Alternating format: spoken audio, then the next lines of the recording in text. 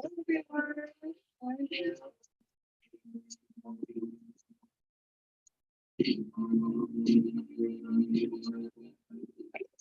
are you doing tonight? Here.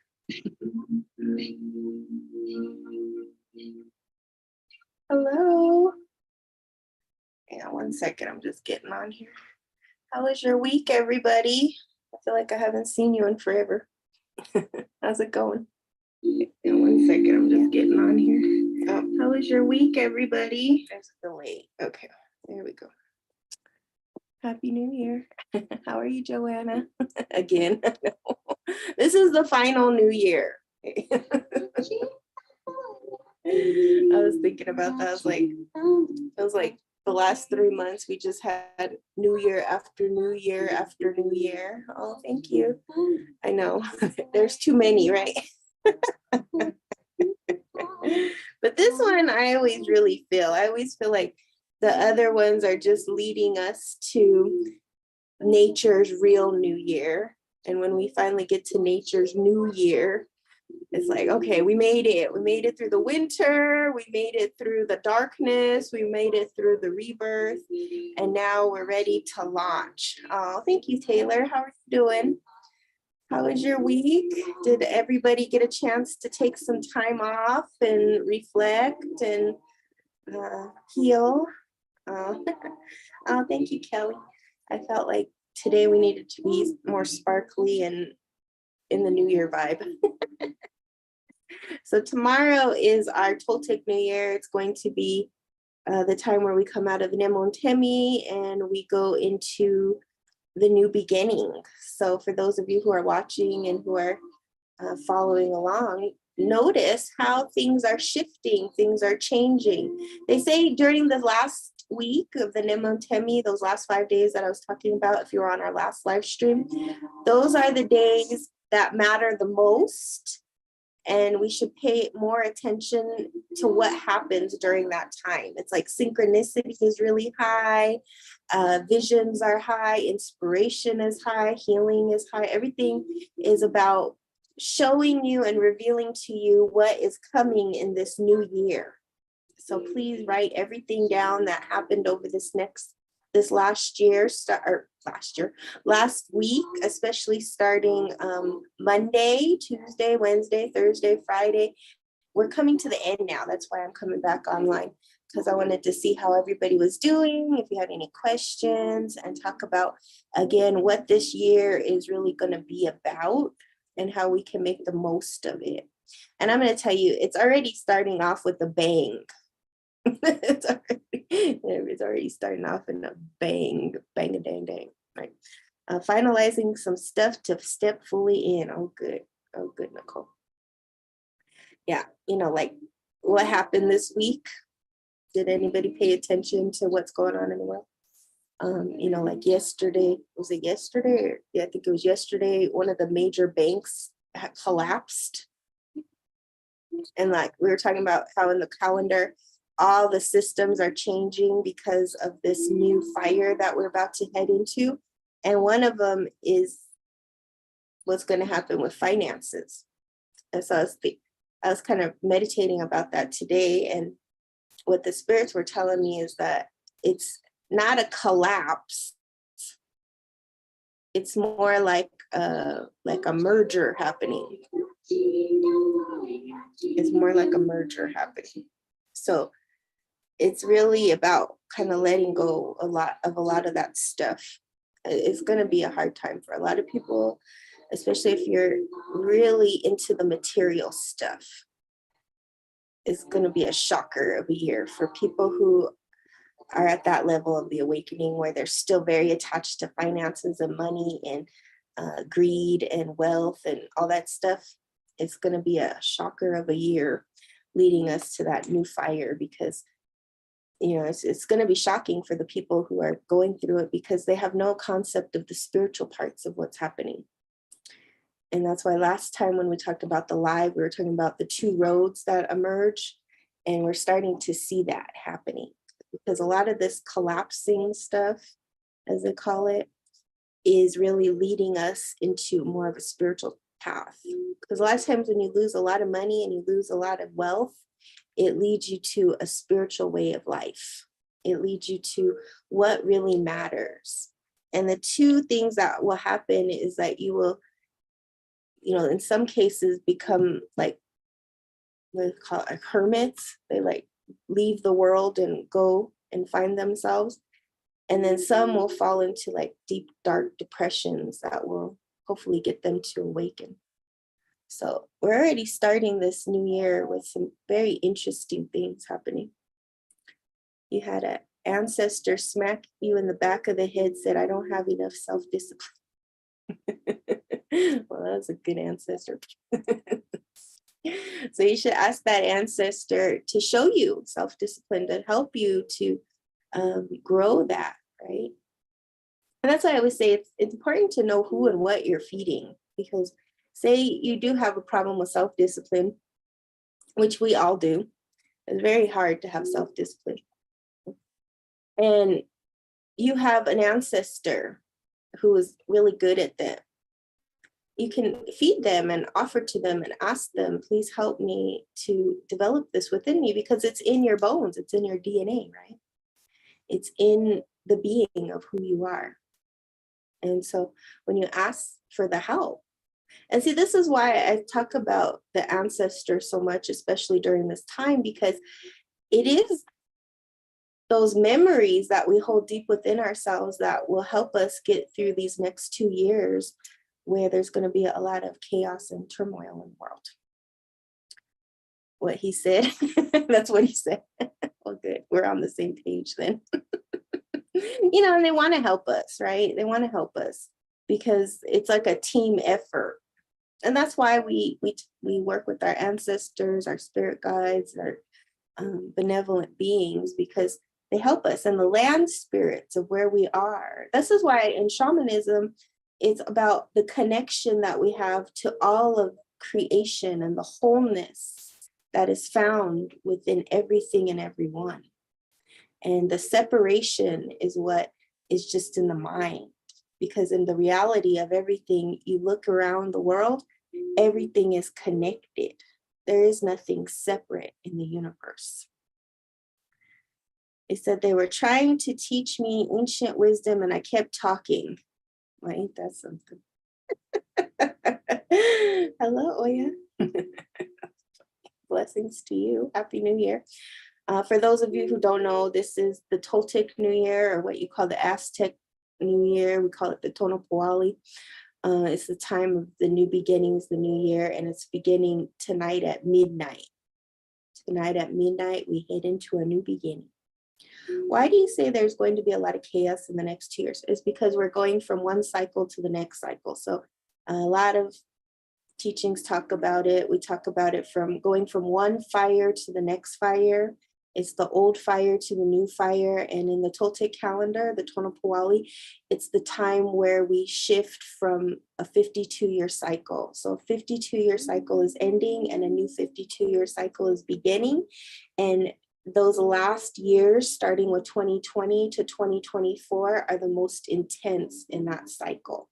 And as you can see, the calendar is right on time, because what happened in 2020? That was the beginning of the Xochipilli, when we shift.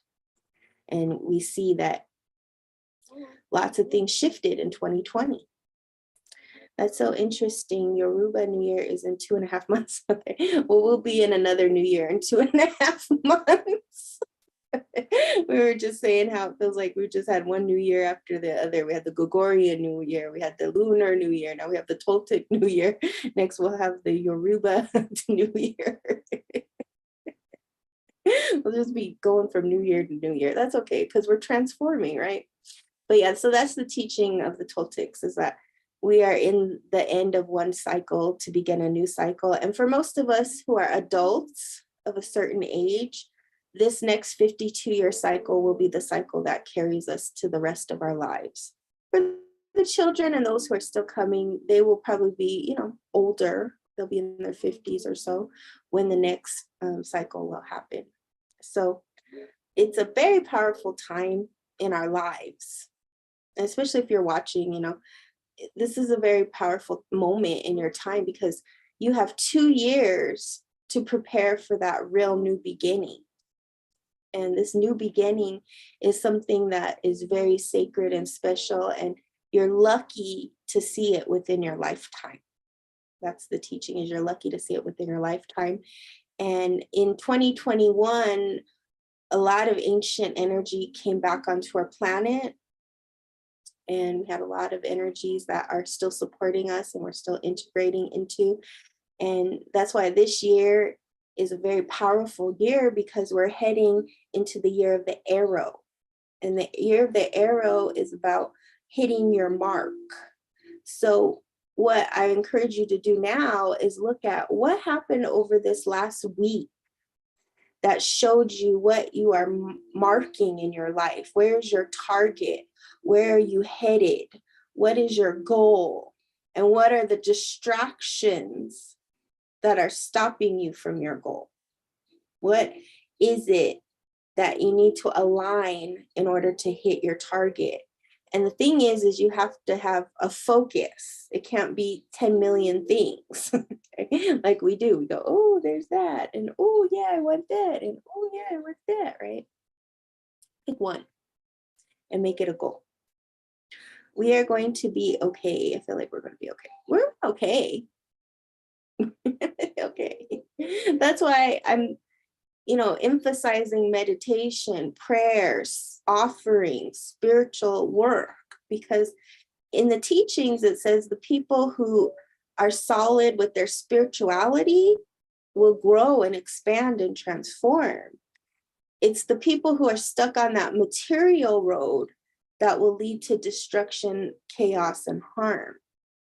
And that's why I said it's very interesting that we head into this year, and right away we're seeing one of a major bank collapse, and then we'll see the ripples of that, because it's the material world that's in chaos and destruction and harm, right? Because that system is going to be transformed. It's going to be overhauled. It's going to be merged. It's going to go do its thing to become better in the long run for the next 52-year cycle. See, every system right now is going to have to transform in order to make it through this next cycle, because the earth and everything is shifting and changing.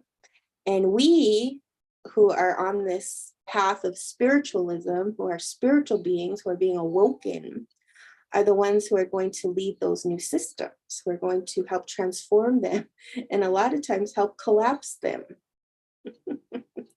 Yeah, you know what I mean? You're here to, my first teacher always said is like, a lot of us who are on this planet are here to rebel against it too. That's why you see all this stuff, the conspiracy stuff. You see all this stuff talking about breaking it down, because it's being overhauled. And a lot of people who came in at this time are here to be the change in that, so that we can come together in the medicine wheel and live what we said we would live, and do what we said we would. So how is everybody today? Where are you joining from? How was your week? What was going on? What kind of synchronicities did you get? Oh, thank you for all the gifts. Wow. How was your week there? What's going on? Here are those little hearts. Sorry. Hey, Rachel, how are you doing? How you feeling today? Some fours again. Hawks twice. Oh, good. Oh, hello, Erin from Oregon. How are you tonight? Your mother needs prayers.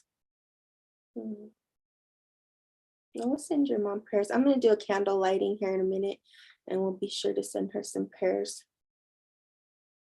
You've been encountering ancestors I know little about, but excited to learn. Oh. I've been doing good. Been doing very good. Productive in Oklahoma. Oh, that's good. Productive in Oklahoma. That's really good. So, how's everybody? You've been encountering the ancestors. You've been seeing hawks. Good. Good, good, good.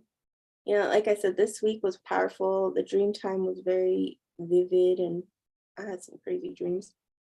I started to research my ancestors from over the pond. Oh, good. How's that going? Yeah. But I think it's really interesting because a lot of the sessions I've been doing, I would say, well, it's always been that way, but I would say like really since 2015, when I started doing fire ceremonies, I noticed that most of the people who were starting to come were really curious about their ancient ancestors. It wasn't more about like, the recent ancestors. Those are always the hot ones that everybody wants to know and connect. But it was more about like the ancient ancestors, about the beginning ancestors. And really over the last couple months, I'm seeing that more and more that people are now starting to connect to their ancient ancestors and those creation stories around how they began and where they came from. And I think even in these lives, we started talking about like coming from the stars, and you'll see it in the native jewelry. A lot of times the star jewelry is to remind us that we come from the stars. So a lot of interesting stuff is happening with the ancestor work, because the ancestors are calling us back to the creations of who we are, why we're here, who our people were, what they were like, and people are starting to awaken into their blood, their DNA, the cellular memories, and the gifts, and also the challenges and the trauma that they inherited. And it's really cool to see like how people are shifting and changing and really focusing more on generational healing, ancestral healing, and moving into more of a balanced and harmonious space, and figuring out how to right the wrongs of the past too. So I think it's going to be an incredible journey coming up too in the next 2 years. Hard, not much out there. I know. That's the thing about when you're starting to research your indigenous ancestors. The hardest thing about it is that most of it is oral. And then you almost have to go find a record keeper, which in this time and day is really hard to do.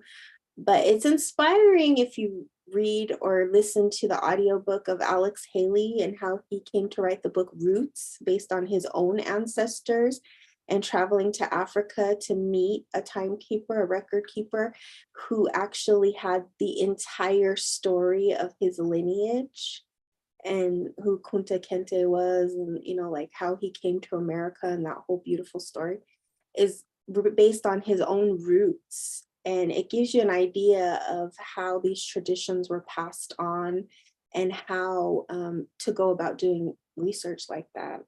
Because, if you're able to locate where it is, then you can maybe find the source of it in a record keeper somewhere. Yeah. Oh, Erin, you're so sweet. I'm glad you came on. Oh, your whole skin lit up. Well, yeah, definitely look into it. I remember I took an African studies class in college. It was life-changing, that class, and the teacher played that whole entire audio of it, and it was just incredible.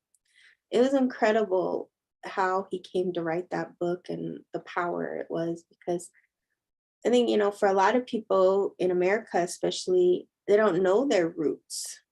They don't know the roots over, like you called it, across the pond, or in Africa or Indonesia or Asia or wherever. And it's just an inspiring story about how we too can do our genealogy and look it up. You had to use African ancestry DNA to find info. Yeah.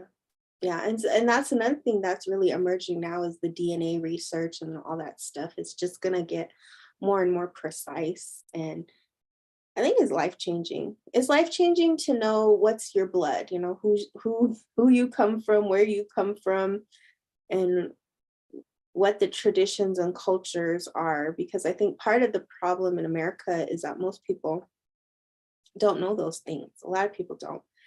And when you don't know your root, you have a shaky foundation. But when you return to the root, it's like everything coming back. My best friend's husband is Polish, and her son, my daughter's best friend, is an amazing baker. Ain't that something? That's amazing. You know, that's the things too. You start to understand, oh, why do I bake? Why do I do this? Why do I do that? You know, you start to understand, you know, who you are and why you're here. I do practice Buddhism. I don't practice it in the religious sense. And that's what I like about Buddhism is there's the religion, but then there's the spiritual practice of it and the connection to it. So I do practice the chanting and the virtues. And I have Tibetan Buddhist teachers who are monks that I work with. I have 1,600 monks that I work with. So that's always amazing. And they're very strict. If you ever study with monks, they're very strict. He says his ancestors showed him recipes. Ain't that something? Well, I'll have to go try his bread. They make really good bread. So it's like inside of them. Yeah, the 1,600. They oh, okay. That'd be awesome. Yeah, the thing is, like when you're a child, you're so connected to those things because you're just straight out of that energy. And so children will say the darndest things. They'll say, oh, I see a dog over there. Oh, I see my grandmother. You know, they'll see stuff. It's the adults who are like, what? I don't see a dog. I don't see an ancestor. I don't see what you're talking about. But I know somebody was asking about, I always get that same question about the owl and the hawk. I think a lot of people have encounters with owls and hawks because I get those questions a lot. Like, what does that mean when you see owl and hawk, right? Well, the first thing is it's individual. Like I can tell you some generalizations, but when you have these encounters with any animal, the first thing is you really want to think about what is it doing and what's the meaning for me? What's the animal doing? And then what's the meaning for me? Because like if I see a cat, I love cats, right? So I'm like, oh, cat. And it's different, right? But then if I'm with somebody I know who can't stand cats and is afraid of cats and you know, she's a dog person, but she's not a cat person. And she sees a cat, she freaks out. And all she can think about is getting bit or clawed up is a different meaning from like when I see a cat and then when she sees the cat, because the cat evokes fear for her versus for me, it evokes love. So that's the first thing you want to do is what is the feeling or the emotion that's being evoked every time you see this animal, right? The second thing is what are they doing? Were they flying? Were they sitting? Were they just looking at you? What was the energy of it? What was the encounter? Was because the encounter will also speak to what the meaning is. For example, somebody emailed me the other day and asked me what the meaning of a bird, some kind of, I forgot what bird it was, but one of the predator birds was eating another bird, right? And so of course, I think she was a little freaked out by that, right? Because she was like, oh my gosh, why am I seeing that? And so it's already evoking some fear. But then I told her, you know, think about it from the bird's perspective. From the bird's perspective, that was abundance, that was nutrition, that was dinner. And so it was a positive thing for that bird, right? And so you also have to think about it from that perspective. But something like a hawk is usually connected to messages, the messenger. The medicine of the hawk is a very powerful medicine. It's a predator bird. So it's about, you know, what is the spirit world bringing to you as a message, right? And then a bird like owl is also a predator bird, but it's different because it's a nocturnal bird. And it's a bird that sees in the nighttime. And then it also turns its head all the way around. So there are some tribes that really don't like the owl. They think it's kind of a witchcraft or sorcery kind of bird, or it stands for deception. Okay. And then there are other tribes that love the owl, and it stands for wisdom and intuition and your third eye. But I always say with owl medicine, it could be both. It could be that, you know, you need to be on the lookout for those things depending on what's going on in your life, or that you're now coming into a time where you're not going to be betrayed, you're not going to be deceived. Sorry, my cat's here. You're going to, you know, learn that lesson. You've already learned that lesson. So it's really about that. And I've seen a lot of times when I used to have meditation classes outside, and the area that I lived in had a lot of different owls.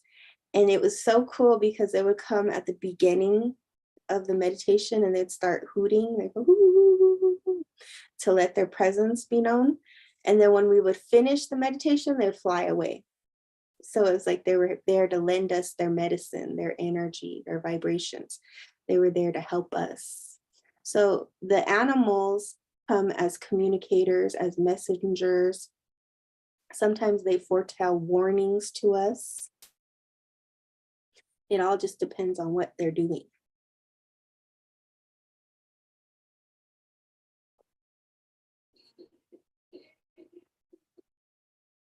You love crows, but I always hear like, oh no, that's a bad omen. And for me, I'm like, love me, please. Yeah, I have a lot of hawks on my property. Oh, that's cool. Yeah, the hawks, they protect too. They're protector birds. You know, just watch their behavior, watch what they do, how they interact and behave with you. But yeah, the crows are messengers. There's a lot of stories around the crow about being messengers, and you know, they go caw caw caw caw. And you know, the difference between like a crow too is a scavenger bird, and they have very high intelligence. Like we used to always joke and say that you never see a bunch of dead crows on the road. You see all the other animals, but you never see a bunch of dead crows, and they're the ones eating the dead animals, right? So they have this intelligence about them. The fox. Well, the fox is kind of a interesting totem because the fox is sly. You know how they always say sly like a fox? Foxes are really good at camouflaging themselves. There's also in the East, there's that, I guess some people call it a demon, but I don't know if that's the right word, but there's kind of a trickster spirit who has the 9 tails and is often, it's kind of like a coyote in the East, but it has the 9 tails, and she's seductive and kind of cunning and wise and tricky. So when you're working with fox medicine, it's like you can have the ability to camouflage, but also be sly and convincing. So I think a lot of salespeople work with that energy. I actually have quite a few clients that have the name Fox. Look at the name Fox and see what kind of person it is, because it's a common one. We see it a lot, like movie stars and stuff. They have the name Fox. So it's an interesting medicine. Fox can be tricky, it can be a camouflager, it could be magical. They're usually a lot of times associated with magic, foxes. And It all just depends on your relationship with these animals. Your kids make fun of me because I can't call back and it sounds like them. Oh, and you know what the crow to the blackbirds in general, not just crows, but like blackbirds. Oh, you're welcome. Is they often refer to like when the crows or the blackbirds come to your house, it means an important guest is about to come to your house. That's what the Korean say. And it's funny because one time me and my mom were going to my friend's house and all these crows showed up. And my mom, she goes, "Oh, they know we're coming. We're guests coming." And she told the lady there, and she was like, "Oh, okay," because she couldn't stand the crows. She was trying to get rid of them. She's like, "Go away, crows, go away, crows." And then we started laughing. We're like, "Oh no, we think it's like a good thing." She was thinking it's a bad thing, like, "Go away, go away." So that's why I said it depends on your perspective and your relationship with the animals. Because it's another thing in Sedona, we have a lot of javelinas who look like big pigs.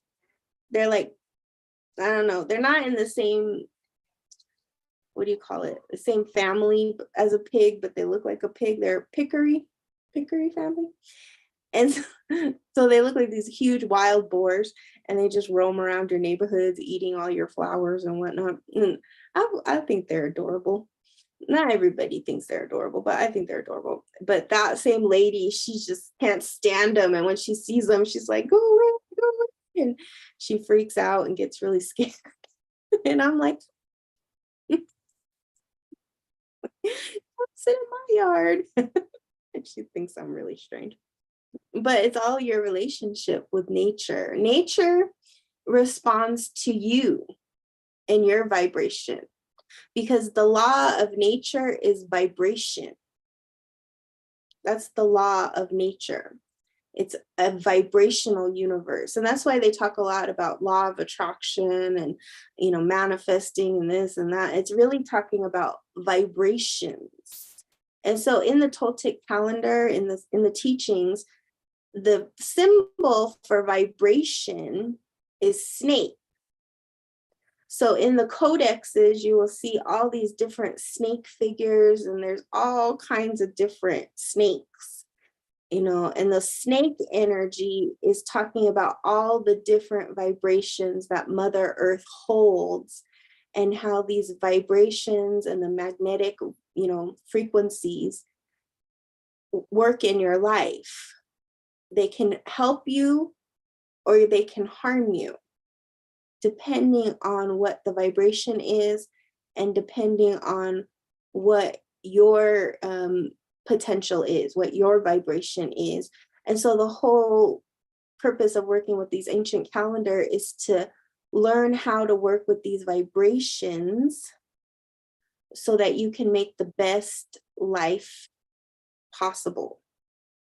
So when you know what day it is, you know what vibration it is, and you know how that vibration is going to work with your energy, right? And it's like this beautiful dance between Mother Earth and yourself. This is a vibrational universe that we're living in. Oh, thanks, Kelly. Yeah, it's the butterfly necklace today because we're heading into a transformational time. This is from tomorrow. And see, the coolest thing about today is we're working with the ancient grandmother. And this is kind of perfect with what I'm talking about with these vibrations, because the ancient grandmother had a skirt of snakes. And when people look at these things, this is why when the Christian missionaries came and they looked at these ancient indigenous codexes and artwork and stuff, and they didn't understand what these snakes meant, and they thought they were demons, kind of like in Greek mythology with Medusa and the snakes on her head is similar, but instead of on her head, they were on her skirt. And what they're talking about is all the vibrations of Mother Earth. But because they're, in Christianity, the snake is considered like a devil, right? Satan. They misinterpreted that. and said, oh, well, this is demon worshiping. They're worshiping snakes and demons. And look at this crazy creature with the snake skirt, right? Because they had no idea that what they were really talking about was that these snakes represented awakening. They represented the vibrations of the earth and how Mother Earth holds this energy that she vibrates into the earth, and how we can work with this energy and this vibration to become who we're meant to be, who our destiny is, and work with that so that we can maximize our time on earth. And it's, unless you study these ancient codexes and understand the language and the ceremonies and the chants and the whole system, you wouldn't understand it. From an outside perspective, it looks, like, oh my gosh, what's up with all these snakes? What are they doing? Why are they this and that? And even in some of the codexes, it looks like these figures have blood coming out, and then they say, oh no, they were sacrificing people. No, it wasn't that, because the blood was representing your DNA, your ancestors, your vitality, your vibration, because your vibration is in your blood. And so it's really deep and very beautiful teachings that were misinterpreted because of the cultural lens. And see, that's the thing, is about this time on earth, and the prophecies talking about how we have to go beyond those things so that now we can understand each other from the heart instead of the head. Because the head judges, the head has ego, the head wants to divide and conquer and get ahead, and the head can really mess people up. But it's through the heart that you can understand and feel and know these vibrations that the earth is naturally emitting. And so during this time of change, this 52-year cycle coming to an end, it's the vibrations are changing, they're shifting, they're metamorphosizing, they're transforming.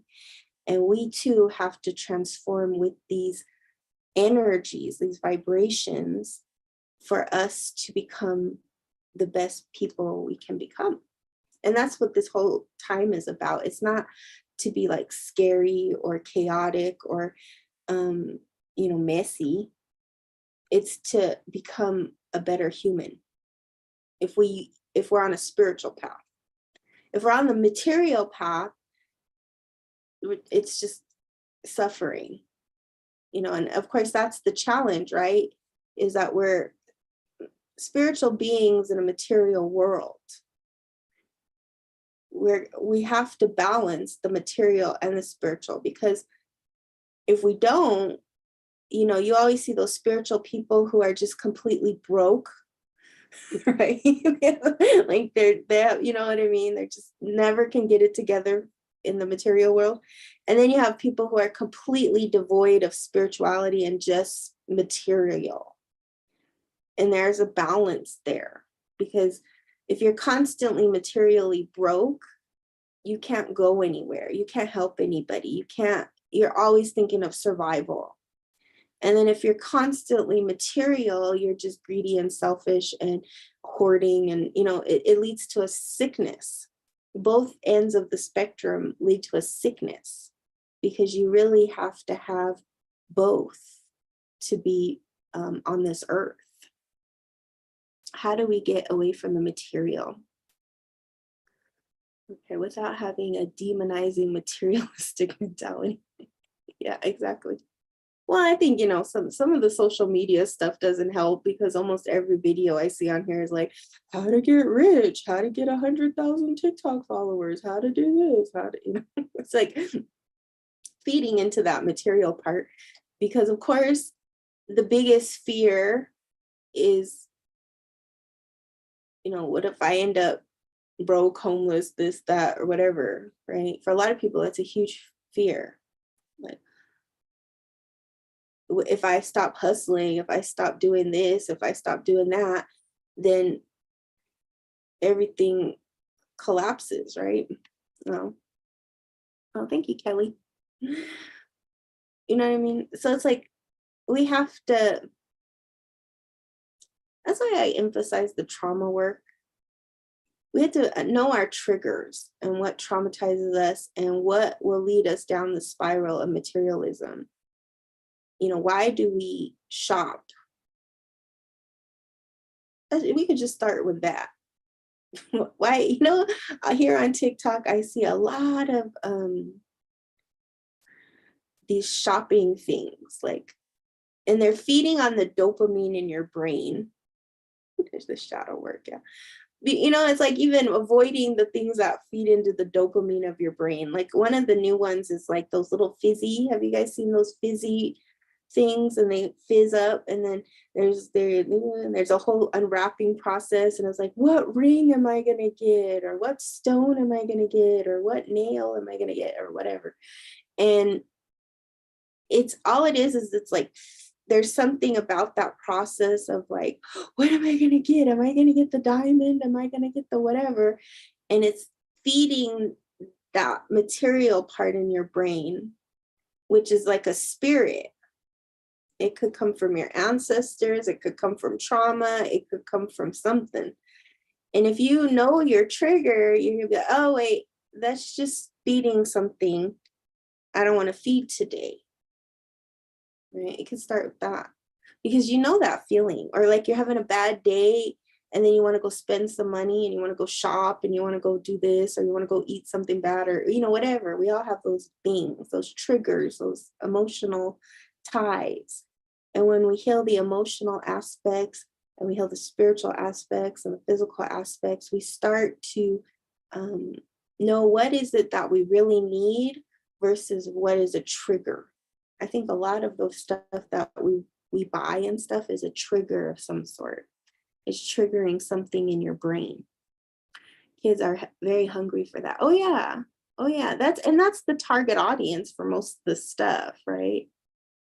You like eBay auctions. Exactly. You like to outbid. It's a mental thing. You have to stay away from that. Well, that's the thing, or bargain shopping. And that's what they're feeding on too with those little fizzy rings. I noticed is that, it's like you bought a $20 ring and then they tell you the retail value is 150. And you're like, wow, I got a great bargain. Oh yeah. Oh, it's like feeding shopping. Yeah. It's a shopping thing. But I mean, materialism is never ending. It's a never ending path. It leads you to just more materialism, right? Because one outfit leads to another outfit, one purse leads to another purse, one jewelry leads to another jewelry. And it's this never ending cycle of more. And then that's why we end up in debt and we have credit card problems and all that stuff, is because it's never enough. It's never enough. And that's part of the refining process of this year, is like, what is the necessities? Like, you got to pay your rent or your mortgage, you got to pay your electric bills and your water bills, and like you have the basics, right? And then beyond that, what is your goal materially too? Like maybe for some of you it's school, or sending your kids to something, or doing something for your family, or vacation, or something beyond just the basics. Maybe you're saving up for a house. There's a target there. So you can have like a material target, but then you also have a spiritual target of like, okay, yeah, I'm saving for these things, but how do I nurture that spiritually, vibrationally? What are the practices that will help me to make that target a reality? And that's why we always say ceremony is where you bring the spiritual to the material, because when you're going into ceremony, you should see something manifest from it materially. It could be a feather, it could be something like that, but there should be a material aspect to it too. You struggle with the bad day. Okay, let's go get $1 million coffee because we deserve it. Yeah. What do you believe in? Focus on your spirit. Is it really a problem? There's therapy.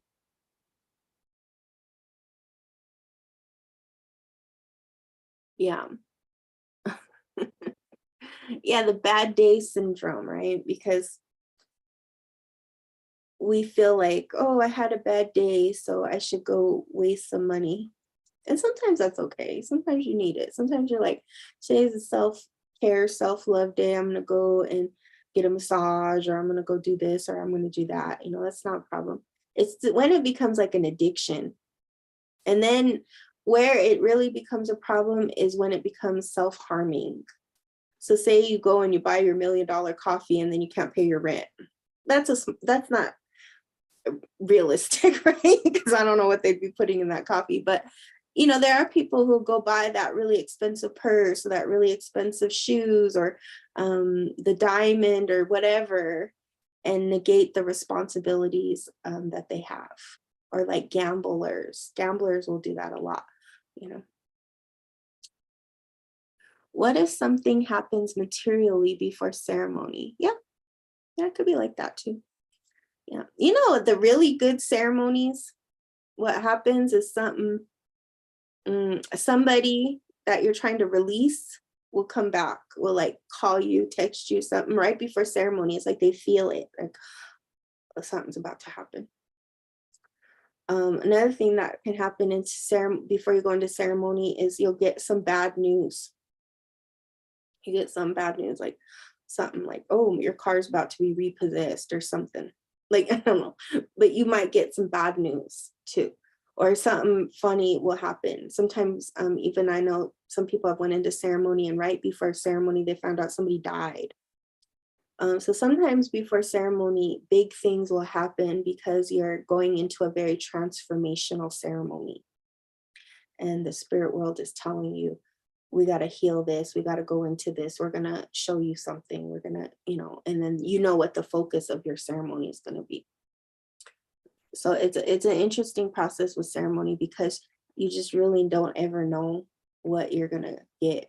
And I always notice that right before we go into a really big ceremony, somebody will say, God, can you imagine this just happened to me? I'm like, yeah, that's not surprising because we're about to go into the ceremony. Hmm. What's SH? Sorry, I'm not self-sabotage. What's an SH? Is ceremony only in person or do you do it online too? Yeah. I do virtual ceremonies too. Yeah, I think the 444. I think the one you're talking about is the ancestral ceremony, ancestral healing ceremony. And in that ceremony, what I do is I go into the ancestors that are blocking your path.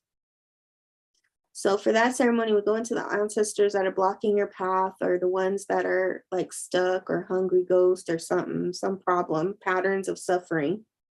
And then we go in there and we help remove that. We do offerings, we see what it is, how that's affecting your life. And it's like a clearing, but then it's also like, let's release it, let's let it go, let's heal it. Because those spirits, when there's those spirits in our lineages that can get us stuck in those patterns of suffering. And then we can identify what it is and help that spirit move along. So in shamanism, a lot of the work that we do is helping spirits go to the places they need to go so they're no longer affecting the living. And I often talk about that where we'll go into ceremony and the person is unwilling to let go of that person.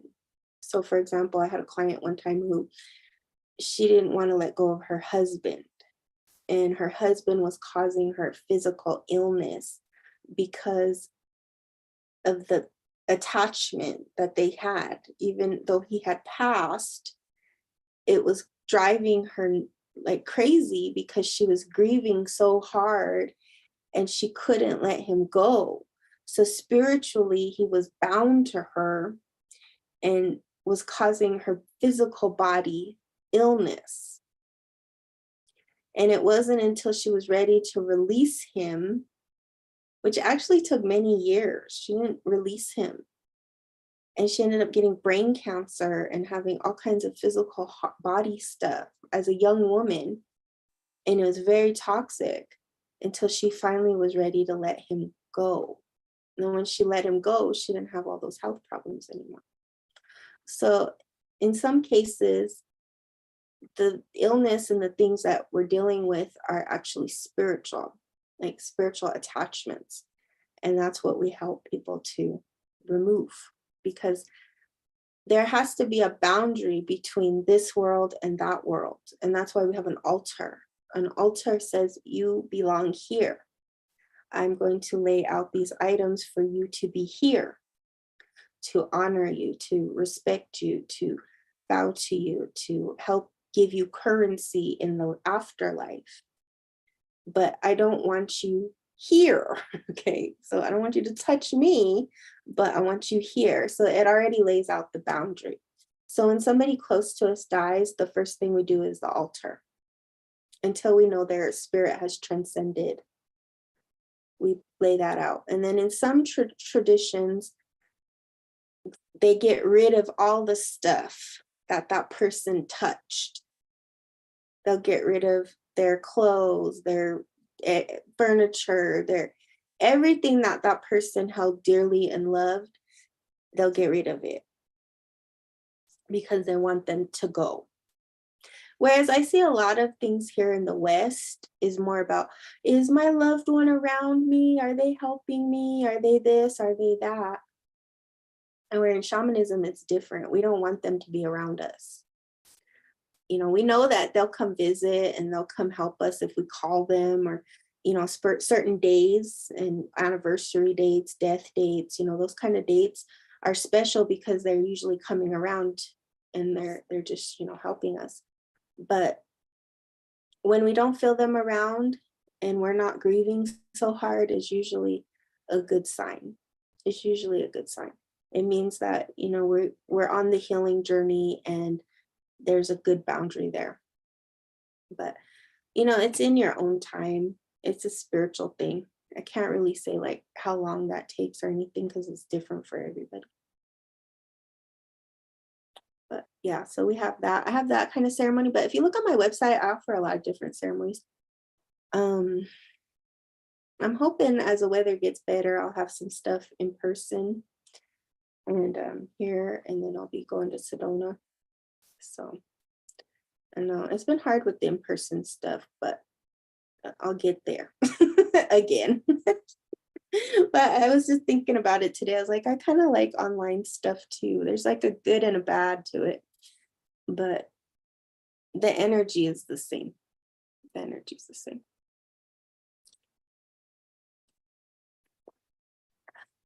Oh, yeah, I love Sedona too. Yeah. It's been kind of a weird winter though, because I think it's just barely now getting warm, and this is the height of tourist season. So if you go to Sedona in March, just know the traffic's going to be terrible, and there's going to be a billion people on the land. It's going to be like millions and millions of people. But if you can wait and go like April, May, the weather is still great and there's less people. There's still a lot of people. Since 2020, Sedona like exploded. But my favorite time is actually December because the weather is not that cold and there's hardly any tourists. This winter, I have seen 2 birds that have froze out here. Oh no, that's sad. It was super cold this winter. Your grandmother visited me this morning and then crossed over. Oh, I'm sorry. That's hard, Karen. But ain't that something that she came to visit you before she left? You know, it's funny you say that because I just talked to a client yesterday who was telling me the story of her when when her father came to visit her, and then she got the call that he had just passed. At the same time she saw his spirit, she got the call that he had just passed. So and I think it's so interesting how the spirits do that. And they just let us know that, you know, they're in the spirit world now. Tucson had snow. Wow. Arizona. You know, Tucson is super hot usually at this time of year. I remember I went to the gem show there and I was like, wow, this is really hot. And then you go in the summertime and you're like, oh my God, this is way too hot for me. Anyways, well, I have a candle I prepared here. And I know some people have been talking about they need healing for their loved ones, probably maybe healing for yourself. Um, your guides told you she died, then she reached out, and then I saw her go. I think that's something. And then we'll be praying for your grandmother who just passed. Isn't that something? She passed right before the new year. Wow. Yeah. Big one. It's a big one. It's the ancestors, and I've blessed it with all my stuff, all my oils and herbs and things. And so as we're transitioning here in a few hours, those of you who are on the East Coast, it's gonna come faster. At midnight, we're transitioning from the year of the rabbit, this is the Toltec New Year, to the year of the arrow. And so the year last year, 2022, was about creativity. And, think about a rabbit, right? The rabbit is fertile, it's creative, it's about hopping. Where are you going to? But it was also a very challenging year. And now we're going into the year of hitting your mark, your arrow. Where is the direction you want to head into? And the thing about the direction that you're heading into is that it's really a life-changing decision that you're going to make in this year that aligns you to your greatest destiny. And that's what we're talking about with the arrow, is that this year is the year to make the big decision to align you to your destiny. And so some of you may be moving, changing locations, changing jobs, changing careers, starting new projects, starting a business, starting a family, falling in love, divorcing, all those really big life-changing decisions that change your destiny. And I want you to think about, as I'm lighting the candle, what would you like help with from the spirit world, from your ancestors, from your guides this year? So taking a nice deep breath in and out, and think about, what is it that you most need help with in this moment to help you launch that next chapter?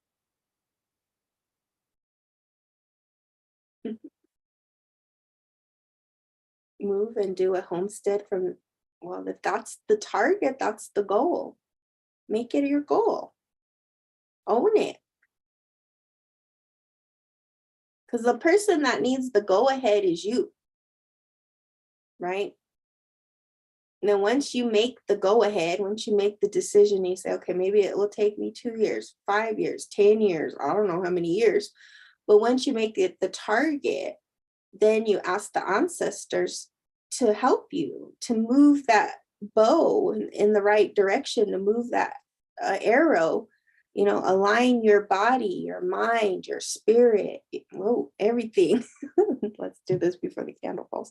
The go ahead is from yourself, right? We have to give ourselves the permission, right? No. Oh, see, there's the financial thing. Hold on one second. Let me help you ground that a little. Because,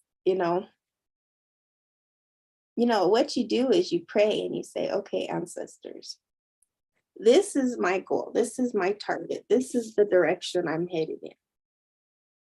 Help me with the finances. You know, the finances are never right.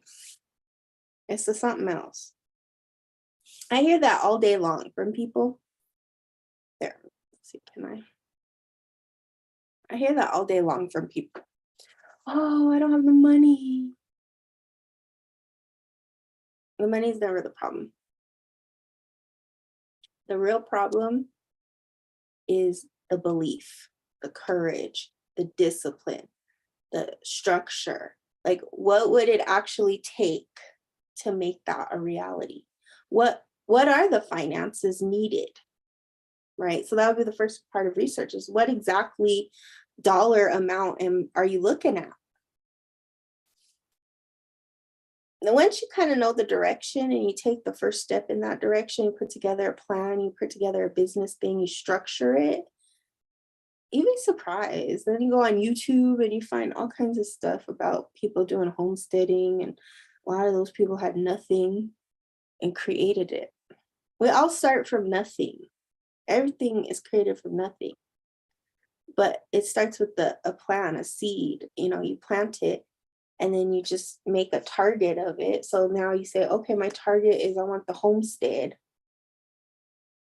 And that's the target. That's the goal. And then what would it take to align myself to that goal? So I would first not start with the money.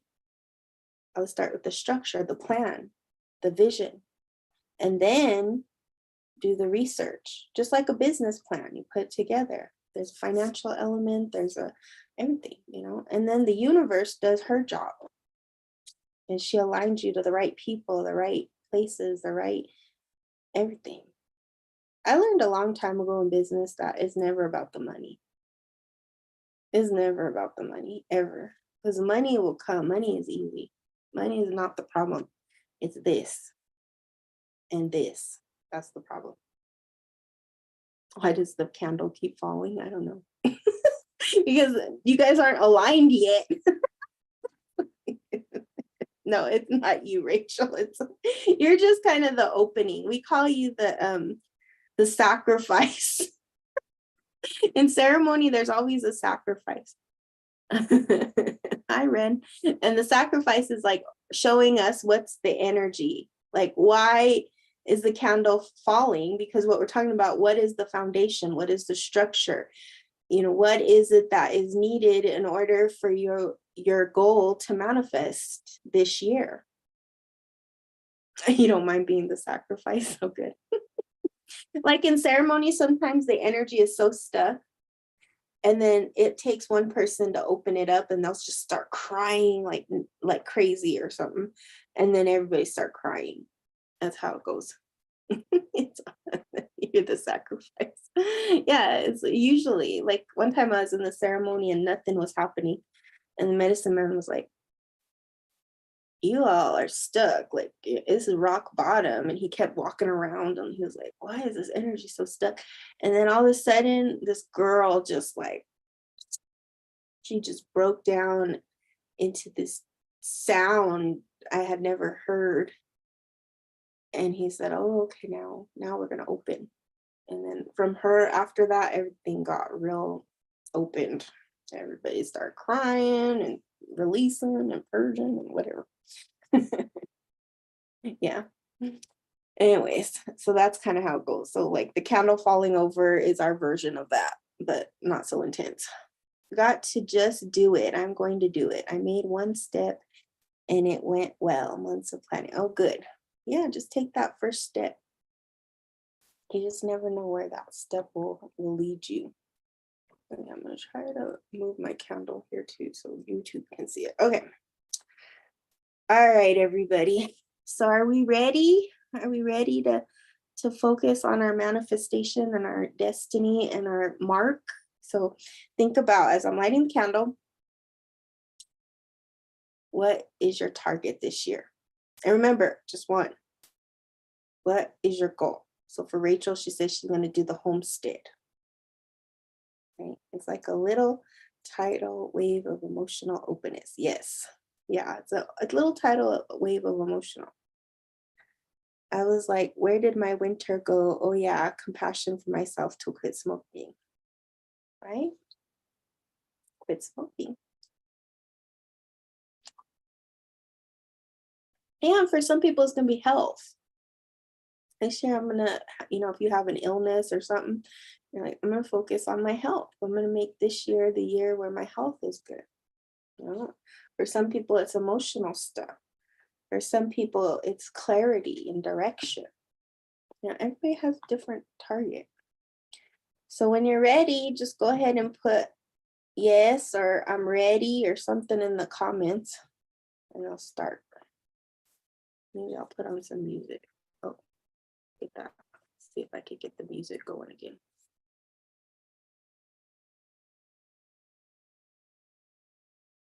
Okay. You ready? Yes, ready. Okay, good. Ready? Yes, ready. Okay, good. All right. So let's go ahead and take a nice deep breath in and out.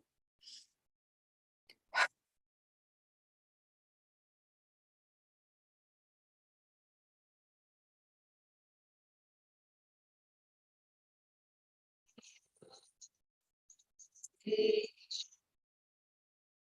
we go.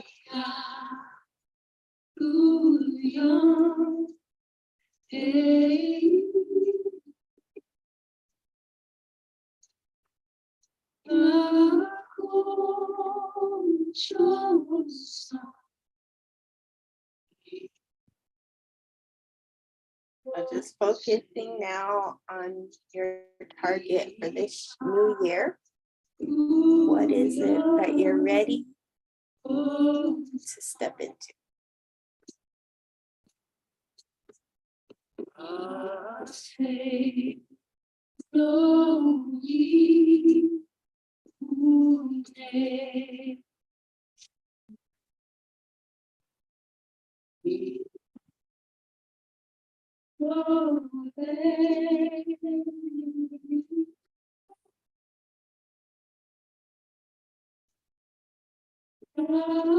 Take a moment to really feel the energy of the candle. Breathing in and out. What is it that you need healing with? Help, guidance, clarity, direction.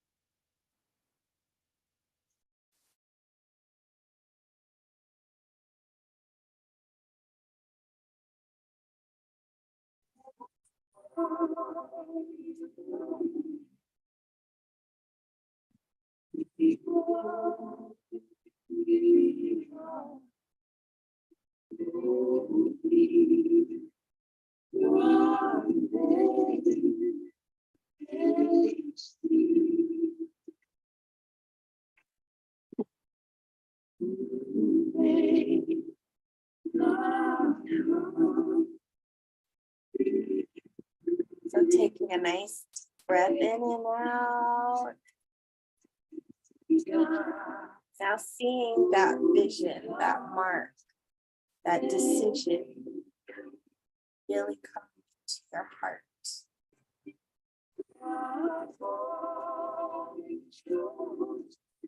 Yes.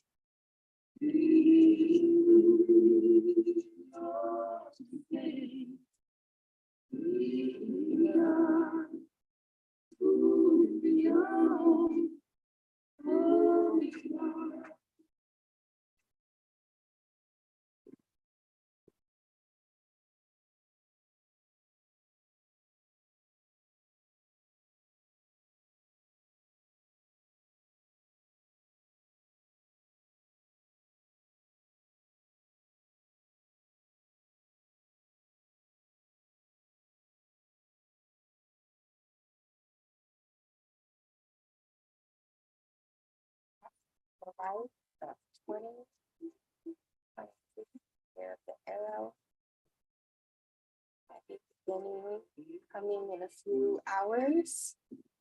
So be sure to now, as you drift into sleep, for those of you who are here in North America, be sure to write down any dreams that you have this night, tonight, because it's going to be a powerful time. Be sure to take some time to journal and write things down about your decision and your mark and any kind of messages you may have got with the candle blessing. Write down. Write down. Make it the reality this year. New beginnings. Yeah, 11/11. The ending and the beginning. That's what 11/11 is. And make this, the year where you manifest it, where you make your mark, because this is the universal force. It's no better time than now to make those changes, to step into your destiny, to really walk your walk. Make this the year where you step onto that spiritual road and you balance the material with the spiritual, because you're in a body, you're part material and you're part spiritual. And that's where we are. So I want to thank everybody for joining me today. Happy New Year. And I'll be back on Monday for Meditation Monday. So thanks for joining. Many blessings.